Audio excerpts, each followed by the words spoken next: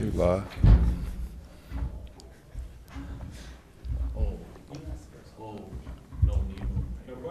I just told me about Is there a thing. greater sense of urgency going into Sunday's game, knowing that you guys got swept last year by the Ducks and starting the conference 1-3? Yes, most definitely. I think there's always a sense of urgency, especially Civil War games. I mean, they're always going to be a grind out. It's always going to be a tough one, and we kind of have a sour taste in our mouth after last year, not getting a win against them. What does the Civil War mean to any of you guys? Oh, to me, it's a big deal. Fifth year senior. It's the last, second last time this Sunday that I'll get to play them. So, I definitely want to go out with a win for the last time we play them at home, and it'd be a great, just to get another win on under our belt, and push the Ducks to 1-4 would be even sweeter. Eric, the Ducks have struggled defensively and offensively underneath all season long, inside all season long. Do you guys feel like you have an advantage there? Definitely with our bigs. You got a guy like Angus, Devon, me, Olaf. I mean, we got a good front line, so we definitely want to take advantage of that. Get the ball down low and pound them in the paint. Roberto, what about you? I mean, just being able to drive, and it seems like they've struggled in that area too, containing guys that go in and drive to the basket. Well, I'm gonna continue to play my game, and the coach is gonna form a game plan for us. I'm gonna continue to be aggressive and drive and try to dish off to these guys. But like you said, I think we have a height advantage down there in the paint, and we're gonna try to utilize that to the best of our advantage. Angus, the last couple of weeks, you guys have done pretty well on the boards. You won that category in all 4 of the conference games. Has there been any more of a focus the last couple of weeks on rebounding?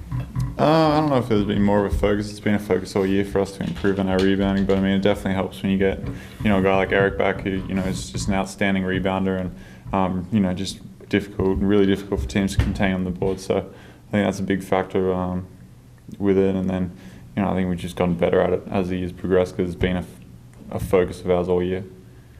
Roberto, how do you think Eric changes a rebounding battle in any particular game? Well, I've been saying this before he even got back, but I mean, you see the rebound that he's able to go and get pretty much every rebound. Not just that's one thing though. I mean, he doesn't just give us rebounding. I mean, he gives us defense, he gives us offense. He's really showed that he's really completed his game, and he's really been working hard in this offseason. So, I mean, he's doing a lot more than just rebounding this year, and it goes to say how hard he's been working. Angus and Eric, what are you guys maybe doing to try to help Devon kind of get back into a rhythm offensively? Well, yeah, I've had a couple talks with him myself, and this is his last year going out, so he's going through a little bit of a slump right now. But good players always get through that, and I think he'll be fine. He's still in the gym all the time, and I expect him to bounce back faster than we expect. How much do you need him to bounce back? Yeah, we definitely need Devon. I mean, him and these other guys have been carrying us all year, and if we want to be at the top part of the pack, then we're going to need Devon. I mean, he's a key piece to our team, and he needs to get his stuff together so we can get in some games. Eric, for you, how important was it to play the 2 games on the road against Colorado and Utah? How did that help you, and how much better did you feel at home here this last year? I think it helped me because playing through that altitude. I mean, just to jump into that was really tough. I didn't expect it to be that tough, but it was really tough. And I felt like if I could play 27 minutes, 19 minutes through that, then I can definitely play in front of a great crowd at home. So I think that was pretty good coming back a little bit early. To get back in game shape and get the rust off before I get back to home crowd. So I'm happy that I got to come back, and I'm happy that the rust is kind of off, and just looking forward to keep progressing. Is there any areas still you feel like can still come, or you'll get a little bit sharper or better? Yeah, I missed a couple bunnies, and I think that'll be fine. I definitely need to improve on my free throws, but that's just my own work. Game speed, I need to still try to get adjusted to. But these guys are helping me out a lot, and I wouldn't be able to do it without them. So playing with them is just great to have them around. Eric, how much much does that second half against Cal, giving up the 53 points, how much has that kind of stuck with you guys and kind of been a focus this week? Yeah, we felt like we had that game, and the second half we had a dud. So we had a lot of turnovers, and we went back and watched the tape, and it was just a bad second half. And we got to lock in more and keep executing and keep listening to coach's game plan. And we keep saying we're close, but we all think we're really close, and we'll try to take it into the next game and learn from the second half of Cal's game. Roberto, can you talk about what House has brought to the team in the last couple of games? He's been a starter. I mean, since he has injuries. Can you say that one more time? Can you repeat the question? Talk about House and what he has brought to the line. Well, I mean, that's a fearless player right there, man. He comes out, he plays with heart, and he plays with intensity. It's tough, man, and especially as a freshman to see that in a freshman. I mean, he's not shy of any shot. He'll knock down those big shots, and he did that last game, and he's done that for us a few times. And even in Utah, he really showed that the hard work that he's been putting in is really starting to translate to the game. So it's great to have a guy like him. I mean, especially with his minutes continue to go up, I think his play is going to continue to go up because, as I said, he's a worker, and he'll get in the gym and make sure he fixes all the things he needs to. With Devon's minutes down a little bit, do you think opponents are going to stop keying on him maybe a little bit, or is he always going to be a focus? I hope so. I hope so. I sure hope so, man. That would be nice. But I don't think so, man. I mean, there's a reason why he was doing so well. And people really were keen on him. People were sending double teams, even triple teams at him. I mean, he's tough. I mean, even when they were sending double teams, he was still able to still get the ball up and still score at the rim at will. So, I mean, he's a tough guy to guard. And I don't think people are going to, for a second, say, oh, man, he hasn't been playing as well as he's been in the past. I should take a day off on him. I don't think so. Because that's what I want him to do. And if they do that, then it'll be a tough night for him. Angus, do you think you have the advantage down in the paint and around the rim against the Ducks? Yeah, I mean, I think they're tall guys, 6'8".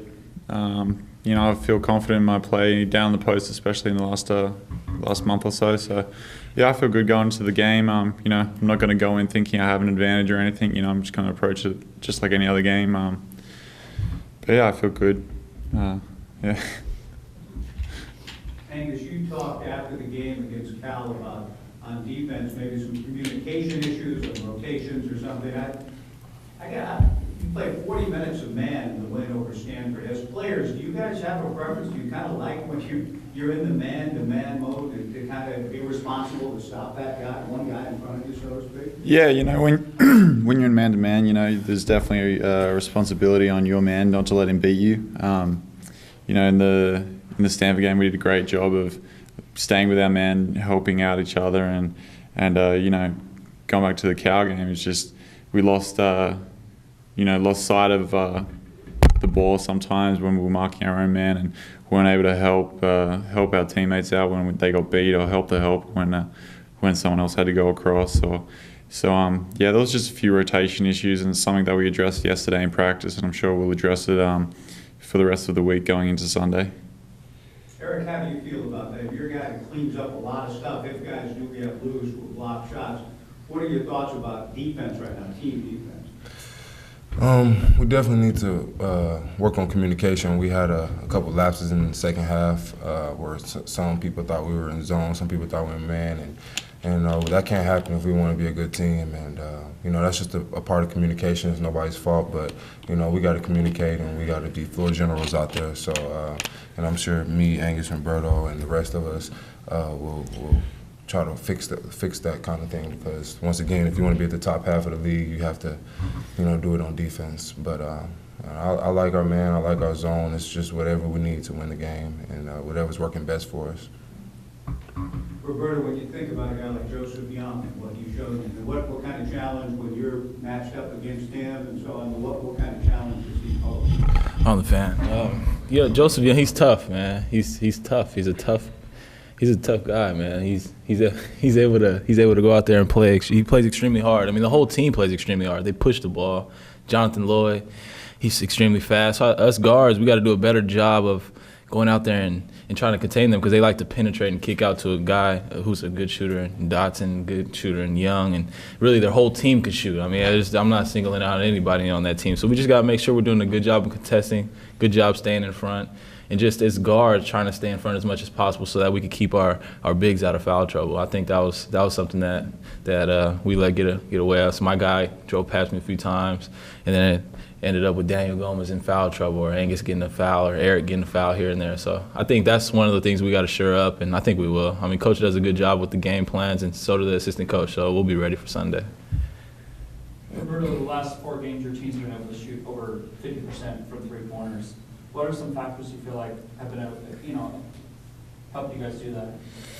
It's the bigs, really. The bigs are being really playing really well down low, and it's tough for teams to worry about both sides. I mean, especially when you have 3 bigs really, who are just down there banging them and who are really just bruising them down low. I mean, it's hard because when Angus is out there scoring 4 or 5 possessions in a row, and then Eric's over there scoring, getting and ones and stuff like that, the defense starts to shrink in on him. My guy starts to try to, hedge in on him and try to bother him a little bit so he can't shoot his hook shot that he likes to shoot. So then I'm just sitting there wide open, and that's what some of our guys been doing. And we have great shooters. I mean, Langston is a great shooter. Hollis is a really good shooter as well. So, I mean, we have really good shooters out there who can make some big shots. I mean, to add to that as well, like our guards are in the gym all day long. Just working on their shot, working on their game. So I think that is a big contribution to how well they've been shooting as well. Coach talked about taking smart shots, good shots, and not like sometimes you guys did against Cal, shooting that first 3-pointer after the first pass. How big of a factor is that as well? It's going to be a big factor, I think, because Oregon likes to get off in transition and get up and down. So I think that definitely can play into Oregon's favor. But, I mean, with that being said, too, I mean, you got some of these guys on this team who really can knock it down. And some of those shots, I mean, if you make it, I mean, I know they didn't go in, but if they had went in, I mean, it really pushes the gap and really steps on their throat. So I think it's however you feel in the game that you should go out there and try to play. I guess the way the guards have been shooting from beyond the arc, is that maybe part of the reason why you maybe don't feel that need to go as far out when you're shooting, or is? It takes a lot of the pressure off me, but in terms of shooting from outside, but also, we do run the Princeton offense, and that's a big part of the Princeton offense is having a center and forwards who can shoot the 3, so it really spaces out the floor, because when you don't have that threat from outside in your center, it really makes it easy to guard the Princeton offense. All 3 of you guys were at the women's game last night, front center. Tell us about the importance of that to you guys, to support the women's team and their sweep, and you guys are all the stuff. What is that, Roberto? I mean, why is that important?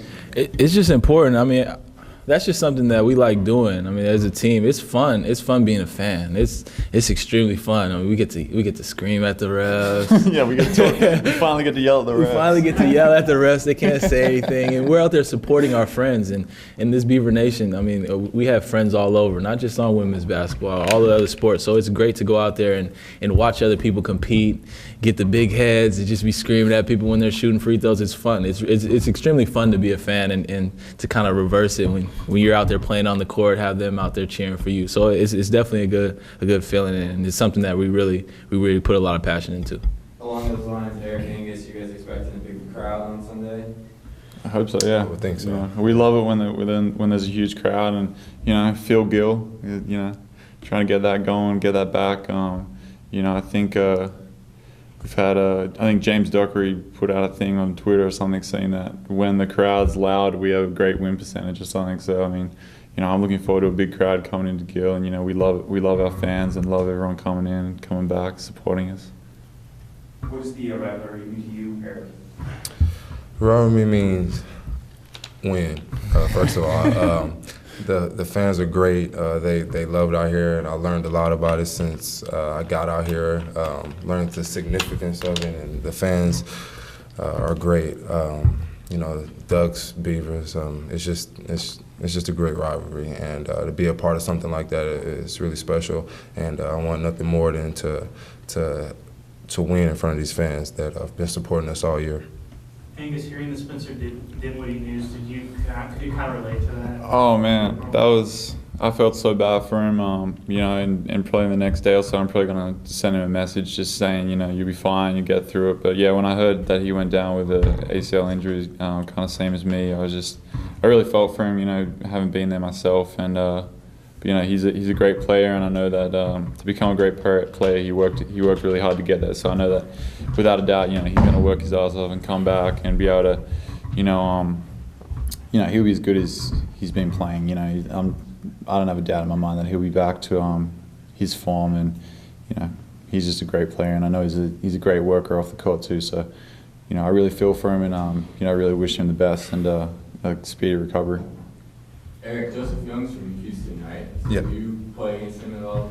We actually played on the same AAU team, so you know, it'd be fun going against him and talking a lot of trash out there, and I expect to win. So I'll make sure he knows that.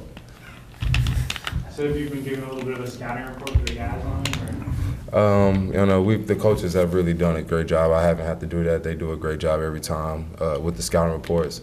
They know he can shoot. They know he's efficient. So we'll be locked in on him as much as everybody else. Were you guys close? Yeah, we're really close.